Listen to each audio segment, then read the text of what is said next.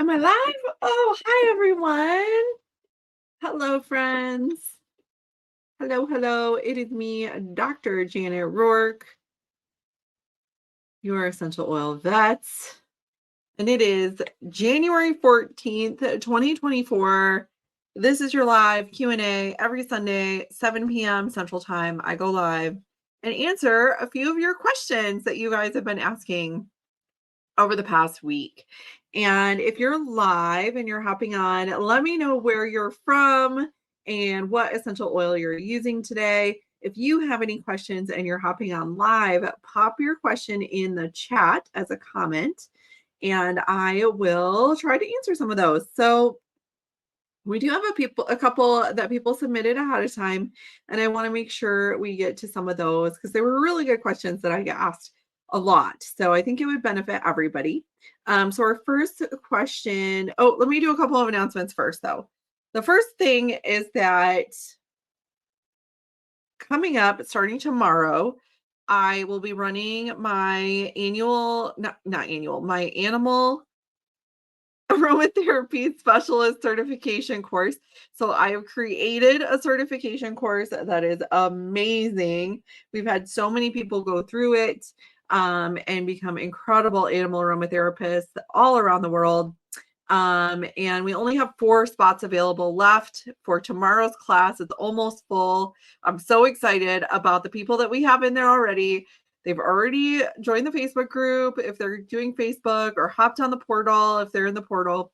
And I'm so excited about what's going to transpire over the next 6 weeks for these incredible people. So if you want to get certified in animal aromatherapy, just head over to essentialoilvet.com/animal aromatherapy. I also did a post on it earlier today with all that is included, including the bonuses. We do have a 3-hour workshop at the very end that is optional as a bonus, how to earn money as an animal aromatherapist. So I want you guys to succeed and be awesome animal aromatherapists, especially since there is a veterinary shortage and veterinary staff shortage globally right now. So we need somebody to kind of step into that place. And we're starting that tomorrow. So I'm so excited. I'll be doing my first post. Actually, the welcome stuff is already posted.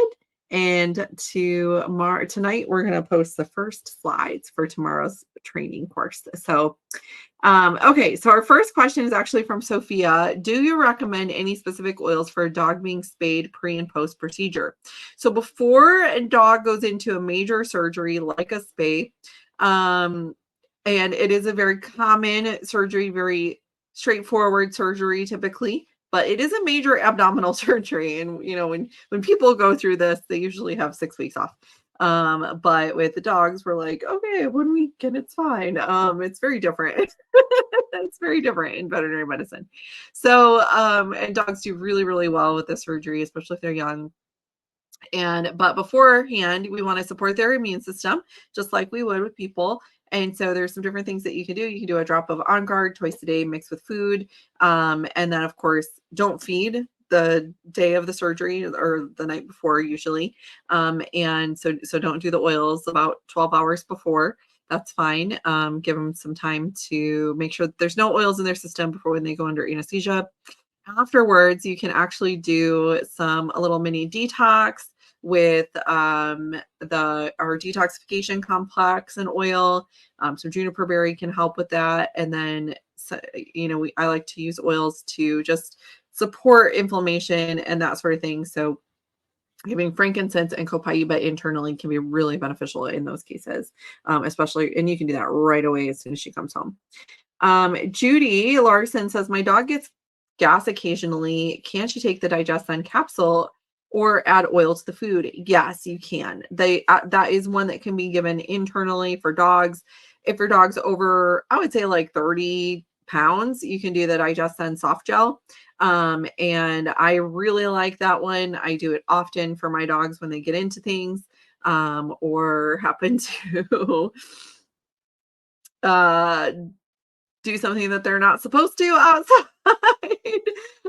They need a little extra digestive support. So I do like that one a lot. And yes, they can have it topically and internally. Chantel says, my 5-year-old Siberian Husky was just diagnosed with ZRD, which stands for zinc responsive dermatitis. And so do you have a favorite supplement for zinc deficiency? So basically it's caused by zinc deficiencies, typically in northern breeds like Huskies, very common. They just need a little extra support. And I think there's a lot of great zinc supplements out there for dogs.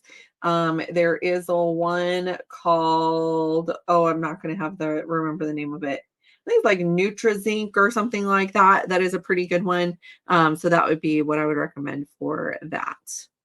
Wendy says, what oils can I use for my cat for itchy skin and or diffuse? So with skin, the best thing to do is use oils topically. Skin topical makes sense, right? So diffusing won't necessarily help too much with the itchiness, although it can help a little calm them down, I suppose. So if you wanted to use some of your calming oils like lavender, Roman chamomile, that sort of thing. But for itchy skin and kitties, the easiest thing to do is use the Kids Calmer blend. It's already diluted. It's got lavender and Roman chamomile in it. It's very soothing to the skin, and you don't have to dilute it anymore. It's really wonderful. Super easy to use. Betty Ann says, what can I apply to a skin tag on a paw?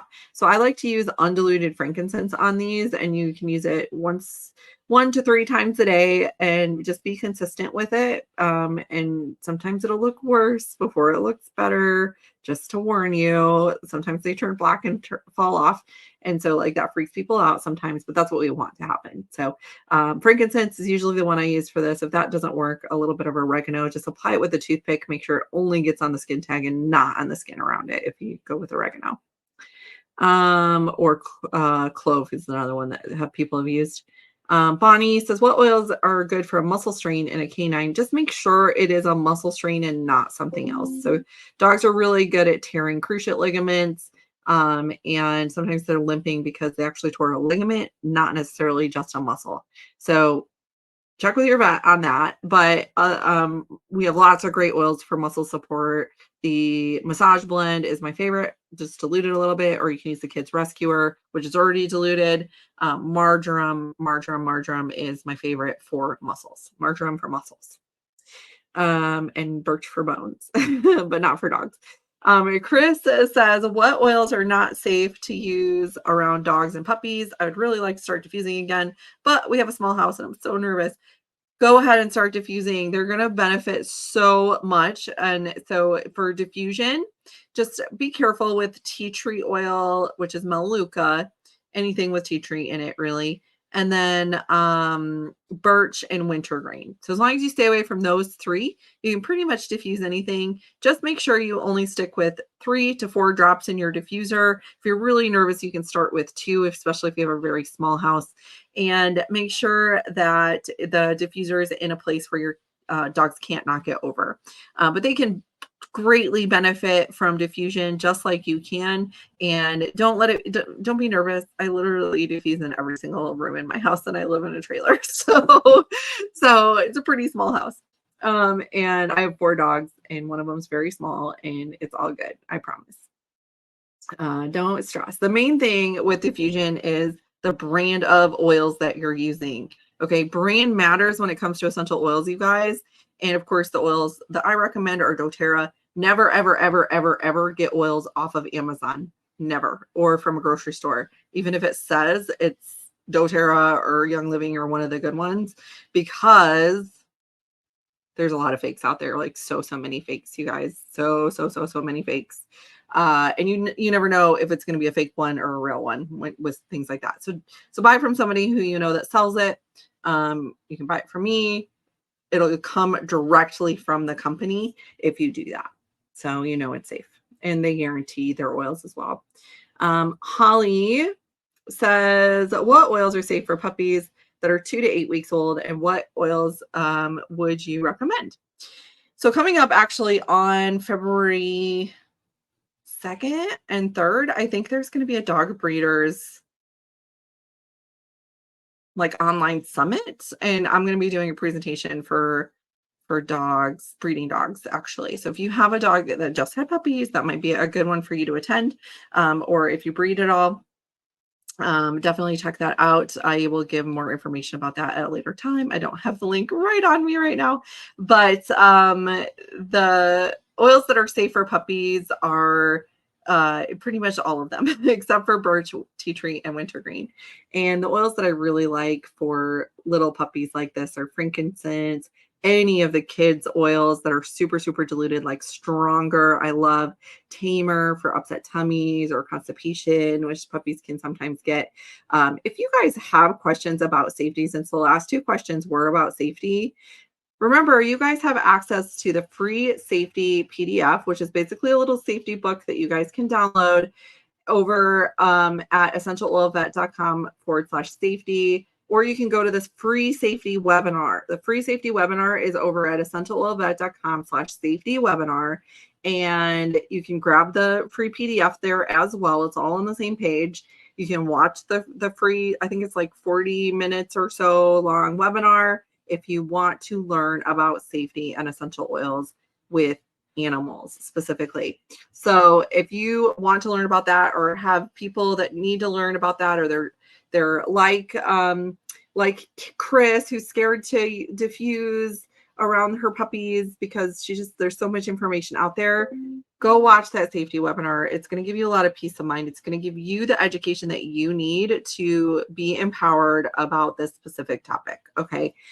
You can definitely send people to me too, but you have the information that you need right there at your fingertips in that safety webinar, essentialoilvet.com/safety webinar. It is on demand. So as soon as you type in your email, you'll get access to watch that video whenever you want. Okay. So definitely check that out if you haven't checked it out already. And then let me see those of you that are live. Chantel says it's freezing in Chicago. Frankincense all day. I know you guys see it. Like, I'm in Texas and I'm wearing like a hat. Like, it is so cold here. I'm super not excited about it. Okay. Lisa, talking about internal versus topical.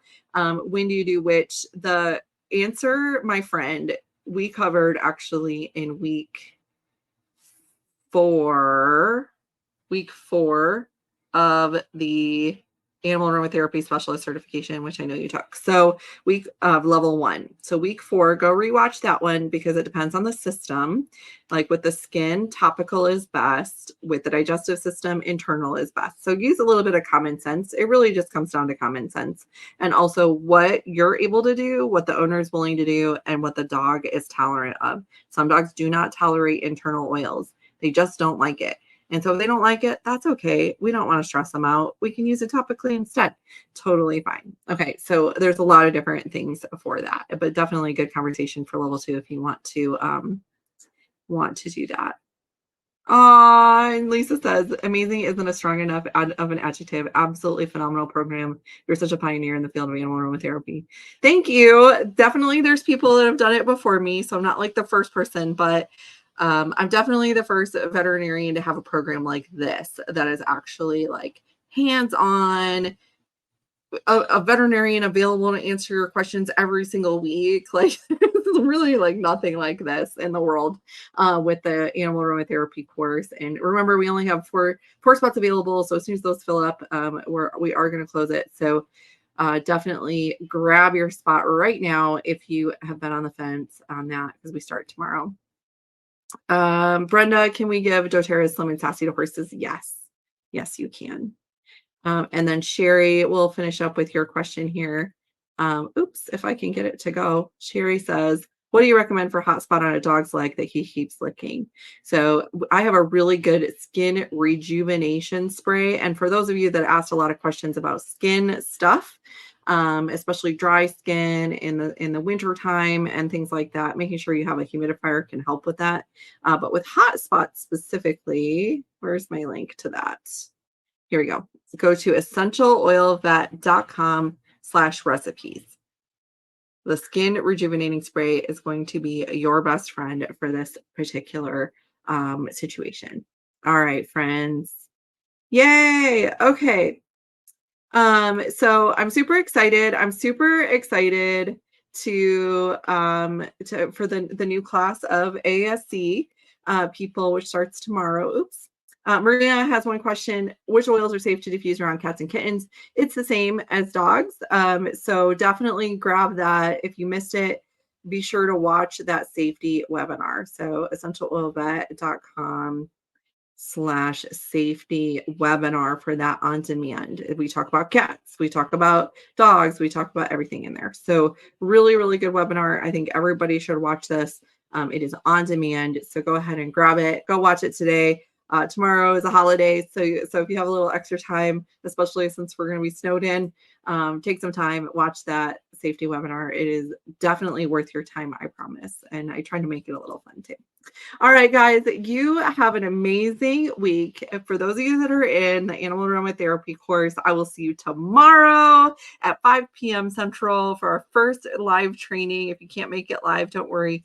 The recording and the transcript will be posted. And if you haven't made it into that animal aromatherapy course yet and you want to, head over to essentialoilvet.com/animal aromatherapy and sign up today. All right, guys, I'll see you next week. Bye.